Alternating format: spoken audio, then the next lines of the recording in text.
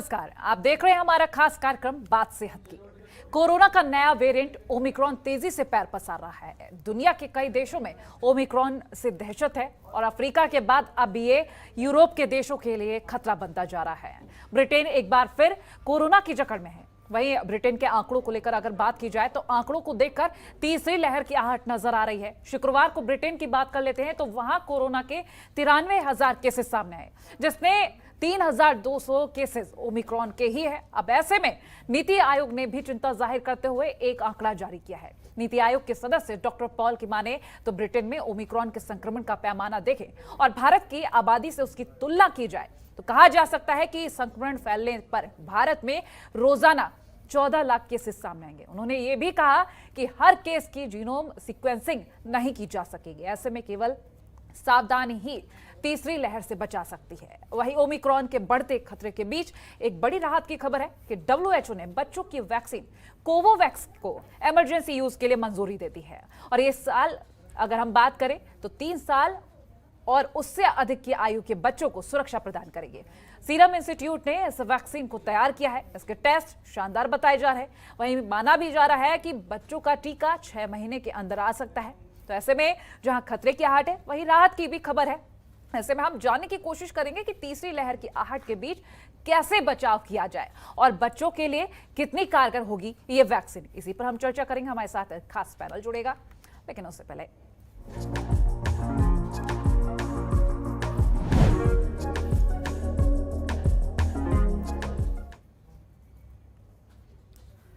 और इसी पर चर्चा करेंगे। हमारे साथ वरिष्ठ चिकित्सक डॉक्टर अंशुमान कुमार और झलकारीबाई हॉस्पिटल से CMS डॉक्टर रंजना खरे जुड़ गए हैं। बहुत स्वागत है आपका जनतंत्र टीवी पर। और सबसे पहला रुख हम कर लेते हैं वरिष्ठ चिकित्सक डॉक्टर अंशुमान कुमार का। डॉक्टर अंशुमान, हम कोरोना को लेकर जब भी बात करते हैं एक अजीब सा डर सामने आ जाता है, क्योंकि जो हमने पहली लहर में देखा, जो हमने दूसरी लहर में देखा, वो हम तीसरी लहर में नहीं देखना चाहते। कुल मिलाकर ये कहना चाहते हैं कि किस तरह से बचा जाए, क्योंकि ओमिक्रॉन का भी एक बड़ा खतरा मंडरा रहा है। किस तरह से बचाव किया जा सकता है?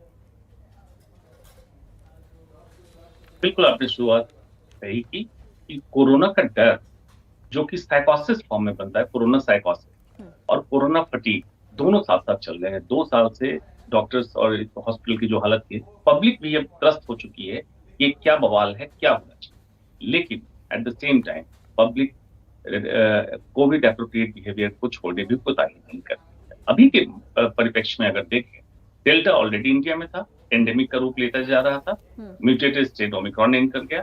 जिस रफ्तार से स्प्रेड कर रहा है, जिसकी संक्रामक क्षमता जितनी तेज है, ये पॉसिबिलिटी पूरे वर्ल्ड के लिए बनी हुई है कि हो सकता है एक दिन डेल्टा को रिप्लेस करके ये पोजीशन ले। म्यूटेशन इसमें काफी है।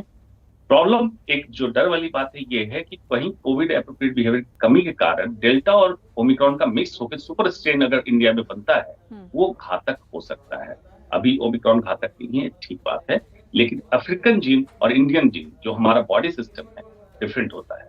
यूके में आपने सुना ही एक डेथ हो गई है। तो हमें इंडिविजुअल व्यक्तिगत स्तर पे बचाव, वही कोविड एप्रोप्रिएट बिहेवियर, समाज के स्तर पे गैदरिंग, पार्टी, शादी, त्योहार बंद करें अभी, और सरकार के स्तर पे सारे सुविधा मुहैया कर लें।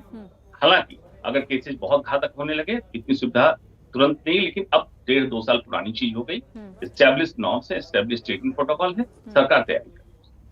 ठीक, डॉक्टर रंजना का रुख कर लेते हैं। आप बने रहिए डॉक्टर अंशुमान। डॉक्टर रंजना, हम कोवोवैक्स को लेकर जब बात कर रहे हैं तो बच्चों के लिए एक लंबे वक्त से चिंता थी कि बच्चों के लिए वैक्सीन कब आएगी। कोवोवैक्स को इमरजेंसी मंजूरी दी गई है। ऐसे में अगर हम कोवोवैक्स के बारे में जानकारी लेना चाहें और किस तरह से कारगर होगी, किस तरह से बच्चों के लिए फायदेमंद होगी, तो उसकी क्या जानकारी मिल पाएगी?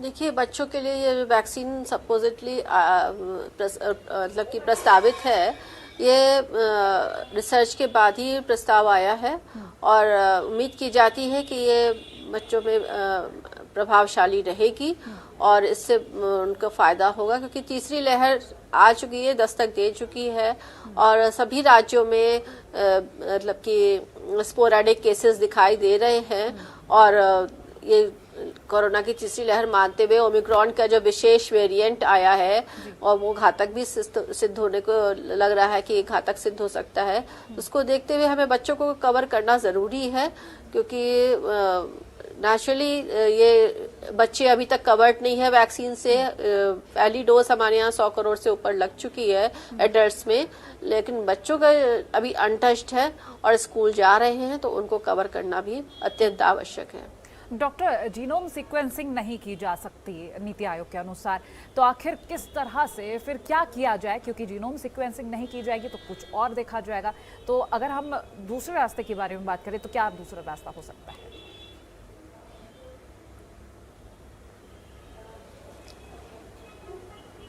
डॉक्टर देखिए,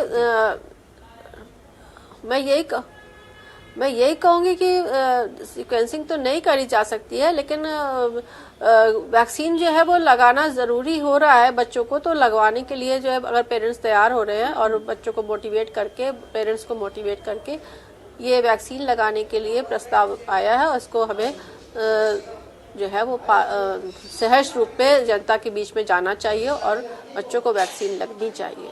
डॉक्टर अंशुमान का रुख कर लेते हैं, बने रहिए आप डॉक्टर अंजना। डॉक्टर अंशुमान, हम कोरोना को देख रहे हैं, ओमिक्रॉन नए वेरिएंट को देख रहे हैं, ऐसे में लोगों में अब डर बढ़ता जा रहा है क्योंकि ओमिक्रॉन ज़्यादा खतरनाक बताया जा रहा है। ऐसे में जो लोग वैक्सीन लगवा चुके हैं उनमें भी एक डर देखा जा रहा है। वैक्सीन लगवा चुके लोगों के लिए कितना खतरनाक हो सकता है ओमिक्रॉन, और किस तरह से, अगर वैक्सीन की बात की जाए, यही कहा जा रहा था कि कोरोना से बचाव के लिए कवच है, तो क्या कुछ इस पर कहेंगे? जी बिल्कुल, देखिए वैक्सीन अभी भी कारगर है। इसकी स्टडी पब्लिश कर दी, जॉन हॉपकिंस में रिसर्च हुआ, 4 दिन पहले स्टडी पब्लिश हो गई कि इम्यूनोग्लोबुलिन न्यूट्रलाइज करने में, इम्यून सिस्टम को चकमा देने में ओमिक्रॉन कारगर है। तो वैक्सीन लगे हुए लोगों में सुपर इन्फेक्शन, मतलब दोबारा लोग इन्फेक्ट हो रहे हैं। At the same time John Hopkins की रिपोर्ट में ये कहा गया कि cellular immunity, CD8 T cell based immunity इंसान जो वैक्सीनेटेड उसमें मौजूद है, इसलिए हो सकता है ये एसिम्प्टोमेटिक रह जाए या हल्के फुल्के लक्षण सर्दी खांसी जैसे होकर खत्म हो जाए, अति गंभीर रूप ना ले। यहाँ पे समझने की क्या जरूरत है, संक्रमण और बीमारी में अंतर समझे। आपका RT-PCR टेस्ट पॉजिटिव आया, आप संक्रमित हैं, लेकिन आपकी अति गंभीर हालत ना हो, अस्पताल में भर्ती ना होना पड़े, ऑक्सीजन की जरूरत ना हो, यही हमारा उद्देश्य होना चाहिए। वैक्सीन अभी भी अचीव कर रहा है। आपने जो जीनोमिक सीक्वेंसिंग की बात की, बिल्कुल ठीक बात है, सभी का जीनोमिक सीक्वेंसिंग न करना चाहिए, न फिजिबल है। लेकिन अभी आप कर रहे हैं एयरपोर्ट पे जो आ रहे लोग उनका जीनोमिक सीक्वेंसिंग, आपको अभी टेस्ट ये करना चाहिए दिल्ली, महाराष्ट्र ऐसे शहर में उठा के कम्युनिटी से जीनोमिक सीक्वेंसिंग कीजिए, एटलीस्ट 5% कर लीजिए जो RT-PCR जितने पॉजिटिव आ रहे हैं उसके पास, ताकि आपको पता चले कम्युनिटी में ओमिक्रॉन का लोड कितना है। इस पे भी न नीति आयोग न सरकार किसी ने काम नहीं। ठीक है, हम अगर कोवोवैक्स को लेकर बात कर रहे हैं, क्योंकि मैंने डॉक्टर रंजना से भी यही सवाल किया, आपसे भी मैं इसका जवाब लेना चाहूँगी, क्योंकि कोवोवैक्स बच्चों के लिए बताई जा रही है और जल्द ही बच्चों को लगाना शुरू कर दी जाएगी। इमरजेंसी यूजेस बताए गए हैं। कोवोवैक्स को अगर हम कंपेयर करना चाहें, क्योंकि बच्चों के लिए हर कोई चिंतित, क्योंकि जो कम उम्र के बच्चे उनके लिए कोई वैक्सीन नहीं थी, अब जब इमरजेंसी यूजेस बताए गए हैं तो कितना फायदेमंद होगी ये वैक्सीन? तथ्य के साथ समझिए, बच्चों को प्रोटेक्ट करना है। और तो बच्चों में लक्षण माइल्ड आ रहे हैं, इन जनरल भी सारे स्टेट में देखा गया, ओमिक्रॉन में देखा। लेकिन जिस रफ्तार से ओमिक्रॉन बढ़ रहा है, फर्दर म्यूटेशन की संभावना को देखते हुए बच्चों में लगाने के बाद देखिए हम देर कर रहे हैं। दूसरे कंट्री जिन्होंने अपना वैक्सीन नहीं बनाया था, लाइक सऊदी और इन सब ने बच्चों को टीकाकरण कर दिया, हमें अप्रूवल में देर कर। इसमें WHO का क्रेडेंशियल भी थोड़ा शक के दायरे में आ जाता है। ऐसी क्या बात होती है जब केसेस बढ़ने लगते हैं तभी नए वैक्सीन को लॉन्च किया जाता है और उसके पहले अप्रूवल क्यों रोक के रखी जाती है? इस तरह कई सवाल आते हैं। लेकिन एट द एंड पब्लिक को इससे मतलब नहीं है। पब्लिक को मतलब है कि वैक्सीनेशन उपलब्ध कराएं, वैक्सीन वेलोसिटी, वैक्सीन की रफ्तार बढ़ाएं, बच्चों को रोल आउट करके जल्दी से बच्चों को वैक्सीन लगाएं और बाकी इंतजाम जल्दी। डॉक्टर अंशुमान, ब्रिटेन के केसेस को देखते हुए, क्योंकि शुक्रवार को जो केसेस सामने आए उसको देखते हुए एक कंपैरिजन बिठाया गया कि भारत और ब्रिटेन को जब कंपेयर किया गया, अगर वहां के हिसाब से आंकड़े भारत में होने लगे, क्योंकि जिस हिसाब से जनसंख्या है भारत की, तो इस हिसाब से अगर ओमिक्रॉन की दस्तक पूरी तरह से यहाँ पर आ गई तो कोरोना के प्रतिदिन के हिसाब से 14 लाख के आंकड़े सामने आएंगे। इसको अगर हम कवर करना चाहें, क्योंकि ये नियंत्रण बेहद जरूरी है, लंबे वक्त से तैयारी यही चल रही है कि कोरोना को जल्द से जल्द उससे जंग लड़ी जाए और जीत हासिल की जाए, किस तरह से नियंत्रित किया जा सकता है? जी, सेकेंड वेव का आप याद कीजिए, यूके से 2 से ढाई महीने बाद इंडिया में सेकेंड वेव अपना रूप लिया था। सेम आज यहाँ है। अंतर हम कहाँ पा रहे हैं?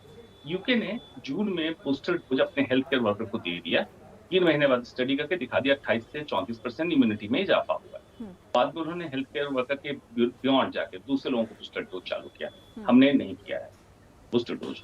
हमने सेकेंड डोज वैक्सीनेशन भी अभी सारे लोगों को नहीं लगाया है, और फर्स्ट डोज में भी काफी लोग बचे हुए हैं। तो हमारी कोशिश क्या होनी चाहिए कि चेन ऑफ ट्रांसमिशन को तोड़ने के लिए, अदरवाइज जितनी घनी आबादी का देश है भारत, इसमें एक बार एक्सीलरेटर पे बटन दब गया, पांव पड़ा, गाड़ी इस स्पीड पे आएगी, आपको ब्रेक लगाते लगाते कई महीने निकल जाए, और क्षति जो होती है जान माल की प्लस इकोनॉमी का लॉस, वो एडिशनल होता है। इसलिए सेकेंड वेव में जो गलतियां की हमें नहीं करनी चाहिए। हमें अभी से एहतियात बरत के और उसको कंट्रोल। चलिए, डॉक्टर अंशुमन और डॉक्टर रंजना, आप बने रहिए हमारे साथ। आगे भी कई सवाल है जिनका जवाब लेना बेहद जरूरी। डॉक्टर अंशुमन, डॉक्टर रंजना लगातार हमारे साथ बने हुए हैं। डॉक्टर रंजना का रुख कर लेते हैं। डॉक्टर रंजना, बच्चों के लिए जब हम बात करते हैं कोरोना से बचाव की, तो खाने पीने का और एक प्रोटेक्शन लेयर जो पेरेंट्स बनाते हैं उसकी बात सामने आती है। तो इस बीच हम ओमिक्रॉन से किस तरह से बच्चों को बचा सकते हैं? देखिए, वही जो हमारे पास पहले से ही टूल था कि बच्चों की इम्यूनिटी भी स्ट्रांग होनी चाहिए, और इम्यूनिटी स्ट्रांग रहने पर जो रोग है वो रोग प्रतिरोधक क्षमता बढ़ती है, और बच्चे जो हैं वो ओमिक्रॉन क्या हर बीमारी से ही बचेंगे जिसमें ओमिक्रॉन शामिल है। तो उसके लिए अपना खान पान बच्चों का भी ध्यान रखें। बच्चे माताएं अपने बच्चों का खान पान ध्यान रखें कि उनको फ्रेश फ्रूट्स देने हैं। 24 घंटे में कम से कम 2 बार, छोटे बच्चे हैं तो 2 बार सर्विंग होनी चाहिए उनको फ्रूट की, 2 बार दूध की सर्विंग होनी चाहिए, और उसके अलावा भोजन होना चाहिए सुबह शाम। और जंक फूड से बच्चे बचे, क्योंकि इन सब जंक फूड से बच्चों की इम्यूनिटी डेफिनेटली फॉल होगी। तो यही खाने पीने में ध्यान रखना है। जो सीजनल फ्रूट्स हैं, सीजनल वेजिटेबल्स हैं, उन्हीं का प्रयोग करें। बहुत महंगे फलों की तरफ ना भागें, और अपने अफोर्डेबल जो है वो प्राइसेस पे जो हमें फल मिल रहे हैं, फूल सब्जियां मिल रही हैं, उनका उपयोग करते हुए अपनी प्रतिरोधक क्षमता बढ़ाएं। अगर अफोर्ड कर सकते हैं तो ड्राई फ्रूट्स भी बच्चे लेते रहें, और जंक फूड से डेफिनेटली बचें। पानी अच्छे तरह से पिए, और अपने प्रॉपर एक्सरसाइज खेल कूद में ध्यान रखें बच्चे, ना कि मोबाइल में जैसा बच्चे आजकल करने लगे हैं। तो मोबाइल और लैपटॉप पे बैठने के बजाय उसको उस समय को कम करते हुए थोड़ा खेल कूद में रहे। इंडोर गेम्स खेलें, घर में ही जो है वो योगा का भी सेवन करें। योगा जीवन शैली में बच्चों के लिए भी उतना ही उपयोगी है जितना बड़ों के लिए उपयोगी है। यही मैं कहना चाहूँगी। ठीक, डॉक्टर अंशुमन, हम ओमिक्रॉन की बात करेंगे तो इसमें लक्षण और जिस तरह से बचाव के तरीके बताए गए ऑलमोस्ट कोरोना की तरह ही, लेकिन अगर हम ओमिक्रॉन से बचाव की बात कर रहे हैं तो कोरोना की पहली लहर और दूसरी लहर में देखा कि घर में काढ़ा बनाया गया और काढ़े का सेवन बहुत ज़्यादा किया गया, कुछ होम रेमेडीज जिनका इस्तेमाल किया गया। ओमिक्रॉन में क्या ये सभी कारगर साबित होंगी? देखिए कोमल, काढ़े या देसी अल्टरनेटिव, इसका कोई शोध पेपर ना डेल्टा या सेकेंड वेव के टाइम पब्लिश हुआ ना अभी पब्लिश हुआ। बेसिक आपको समझना है, जो भी दर्शक सुन रहे हैं, समझना क्या है, ये फाइट है between corona virus and individual body capacity. उसमें आपके परिवार, आपके मित्र, आपके दोस्त, डॉक्टर, अस्पताल कहीं नहीं है, आपकी फाइट है। तो आपकी फाइट में क्या है, अगर इम्यून सिस्टम आपका इम्बैलेंस है, और बार बार मैं कहता हूँ और मेडिसिन कहता है कि सम अवस्था में रखना, होम्योस्टेसिस, ना इम्यूनिटी को बढ़ानी है ना इम्यूनिटी को कम करना है। बड़ी इम्यूनिटी आपने देखा था कोरोना में डेथ का कारण था, जिसको कहते थे साइटोकाइन स्टॉर्म सिंड्रोम। तो इम्यूनिटी हाइपर इम्यून नहीं करना है, लो नहीं करना है। तो जो जो चीजें आपके शरीर को इम्पैक्ट करती है उसमें सबसे महत्वपूर्ण जीवन शैली की चीजें आप ठीक करें, जिसमें सोने जागने, डॉक्टर ने सारी चीजें एनुमरेट कर दी, और फिटनेस लेवल, ताकि आपका नॉन डिफेंस इम्यून मैकेनिज्म तैयार हो जाए, जिसमें macrophage, mast cell, natural killer cell, corona virus आए वहीं पे न्यूट्रलाइज कर दे। ओमिक्रॉन खास करके 10 गुना कम तेजी से रेप्लिकेट करता है बॉडी के अंदर एज कम्पेयर टू डेल्टा। संक्रमण दर कई गुना ज्यादा है लेकिन रेप्लिकेशन कम है, तो आपके शरीर को टाइम मिल जाएगा उस समय कोरोना वायरस को क्लियर कर देने का। तो जीवन शैली में सुधार, सोशल डिस्टेंसिंग, मास्क और वैक्सीन नहीं लगवाया तो वैक्सीन, इसके अलावा एक्स्ट्रा कोई प्रिकॉशन लेने की जरूरत नहीं है, पैनिक होने की जरूरत। डॉक्टर अंशुमन, जब तीसरी लहर की बात होती रही, दूसरी लहर के बाद या उस बीच में ही, तो यही कहा जा रहा था कि दूसरी लहर इतनी ज्यादा खतरनाक नहीं होगी, अगर आती भी है तो इतना ज्यादा असर नहीं होगा क्योंकि लोग समझ चुके हैं कैसे उनसे पार पाना है। लेकिन अब ये ओमिक्रॉन वेरिएंट, इसको लेकर भी लोग शायद कुछ कंफ्यूज से हैं क्योंकि कुछ लोगों का कहना कि यही तीसरी लहर है। क्या, किस तरह से हम इसको डिफरेंशिएट करें? जी कोमल, देखिए लहर को समझना होगा। मेडिकल में लहर को परिभाषित नहीं किया गया है मेडिकल साइंस में, मतलब वेव्स इंग्लिश में बोलते हैं। समुद्र के किनारे जब आप खड़े होते हैं देखते हो समुद्र की लहरें आती हैं, एक लहर बहुत तेजी से आई, जैसे देखते हैं किनारे से लौट के जा रही है, दूसरी लहर उसके पीछे पीछे आ रही है। मतलब नंबर ऑफ केसेस कम हुए और कम होके फिर से बढ़ने लगे, उसी को लहर कहते हैं। मतलब केसेस तब भी थे, केसेस जब भी हैं, नंबर्स बढ़ गए। ये नंबर्स बढ़ेंगे सर्टेन पीरियड के लिए, क्योंकि उस समय जिसमें ऐसे पॉपुलेशन, ऐसी आबादी कोरोना वायरस को मिले जिससे फाइट कर सके और कोरोना वायरस जीत जाए, उसमें उनकी इम्यूनिटी कमजोर हो सकती है। नॉन स्पेसिफिक या स्पेसिफिक वैक्सीन नहीं लगा हुआ है, या वैक्सीन लगे बहुत दिन हो गए जिसके कारण हम लोग कह रहे हैं बूस्टर डोज की बात, तो 6-8 महीने से ऊपर हो जाए। ऐसी कंडीशन में आपको ओमिक्रॉन कोई भी रूप ले सकता है। इसीलिए भी बहुत प्रीमेच्योर है कहना कि हिंदुस्तान में ओमिक्रॉन घातक नहीं होगा, ऐसा कहना ठीक नहीं होगा। हमें ओमिक्रॉन को कम से कम 4 हफ्ते 5 हफ्ते का टाइम देके तब देखना रिजल्ट कैसे जाता है। तो आपने बिल्कुल सही पॉइंट आउट किया।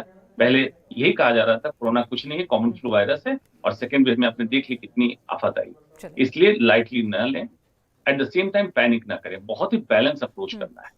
ठीक है डॉक्टर अंशुमन, बहुत शुक्रिया। डॉक्टर रंजना, आपका भी बहुत शुक्रिया हमारे इस खास कार्यक्रम के हिस्सा बनने के लिए। तो बात सेहत की में हमने कोरोना और ओमिक्रॉन को लेकर बात की, किस तरह से खुद को बचा सकते हैं, किस तरह से खुद की सेहत का ख्याल रख सकते हैं। तो इन नियमों का पालन जरूर करें और खुद का ख्याल रखें। इसी के साथ हमारे इस खास पेशकश में इतना ही। देखते रहिए जनतंत्र टीवी। नमस्कार।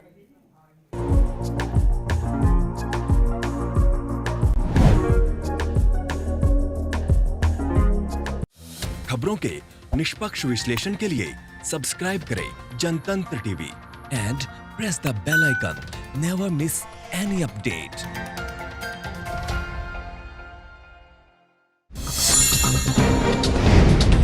डाउनलोड कीजिए जनतंत्र टीवी ऐप को, जो कि अवेलेबल है गूगल प्ले और ऐप स्टोर पर। अधिक जानकारी के लिए अभी डाउनलोड करें।